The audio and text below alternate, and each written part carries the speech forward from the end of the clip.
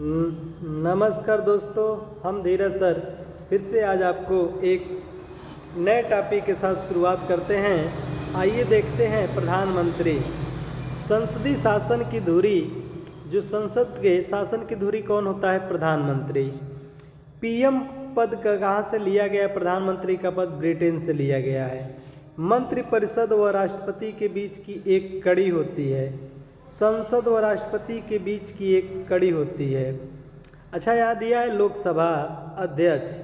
आइए इनको देखते हैं कि बहुमत दल का क्या होता है। लोकसभा अध्यक्ष जो होता है बहुमत दल का नेता होता है। बहुमत दल का नेता भी प्रधानमंत्री बन सकता है। पीएम सूर्य की भांति है जिसके चारों ओर ग्रह चक्कर लगाते हैं। ये किसने कहा था? डॉक्टर अंबेडकर साहब ने कहा था कि प्रधानमंत्री का जो पद होता है वह एक सूर्य के भांति है जिसके चारों ओर ग्रह क्या करते हैं? चक्कर लगाते हैं। यानी यहाँ पर उनके मंत्रिमंडल व्यवस्थाएं होती हैं। आइए आगे देखते हैं कि अनुच्छेद 74 में राष्ट्रपति को सलाह एवं सहायता देने के लिए एक क्या होती है? मंत्रिपरिषद होती है। ठीक, जिसका प्रधान कौन होता है? तो भारत का प्रधानमंत्री उसका प्रधान होता है।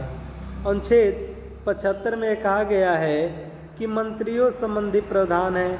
अनुच्छेद 75(1) में कहा है कि पीएम की नियुक्ति कौन करेगा? राष्ट्रपति द्वारा किया जाएगा। आगे देखते हैं कि मंत्री राष्ट्रपति के प्रसाद प्रयत्न कार्यरत होते हैं। जितने भी मंत्री होते हैं राष्ट्रपति के प्रसाद प्रयत्न कार्यरत होते हैं। मंत्रियों की नियुक्ति पीएम की सलाह पर किसके द्वारा किया जाता है? तो राष्ट्रपति द्वारा किया जाता है। मंत्रिपरिषद सामूहिक रूप से लोकसभा के प्रति क्या होती है? उत्तरदायी होती है। अच्छा, मंत्रिपरिषद रूपी जहाज एक साथ तैरती है वह एक साथ डूबती है। यह किसने कहा था? लॉर्ड मार्ले ने कहा है। पीएम की नियुक्ति राष्ट्रपति के विवेक शक्ति नहीं है, लेकिन किसी दल को स्पष्ट बहुमत प्राप्त न होने पर राष्ट्रपति विवेकी शक्ति का क्या करते हैं? प्रयोग करते हैं।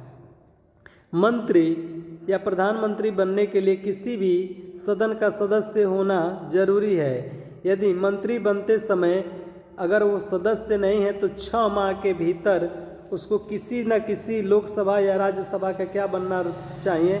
सदस्यता क्या होना चाहिए? अनिवार्य होना चाहिए।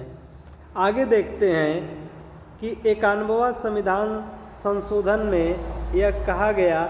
अच्छा, 91वां संविधान संशोधन यह कब आया? वर्ष 2003 में, कि मंत्रिपरिषद की अधिकतम संख्या पीएम सहित 15% होना चाहिए।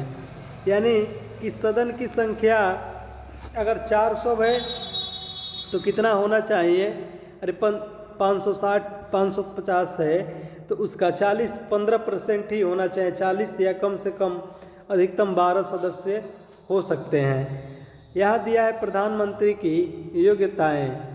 भारत का नागरिक हो, वह पागल दिवालिया न हो और न्यूनतम उम्र सीमा क्या हो? 25 वर्ष पूरा कर लिया हो और किसी भी सदन का सदस्य होना चाहिए।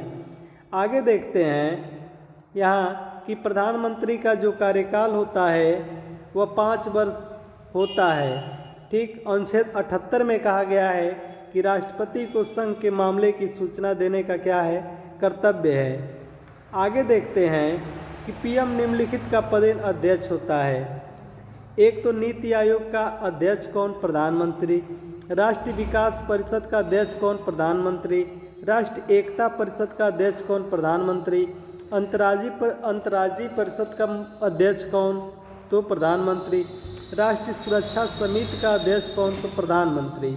आगे देखते हैं कि भारत के प्रधानमंत्री के प्रमुख ट्रिक अब तक कितने लोग बने हैं?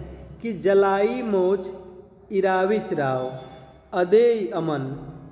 ज से बना पंडित जवाहरलाल नेहरू, ल से लाल बहादुर शास्त्री, ई से इंदिरा गांधी, म से हुआ मोर्जी देसाई, च से हुआ चरण सिंह, ई से इंदिरा गांधी फिर शपथ लेती है, र से हुआ राजीव गांधी, वी से हुआ विश्वनाथ प्रताप सिंह और च से हुआ चंद्रशेखर, र से हुआ नरसिम्हा राव, अ से हुआ अटल बिहारी वाजपेयी, द से हुआ HB देवगौड़ा, ई से हुआ इंद्र कुमार, अ से हुआ अटल बिहारी वाजपेयी, म से हुआ मनमोहन सिंह और न से हुआ वर्तमान प्रधानमंत्री कौन है?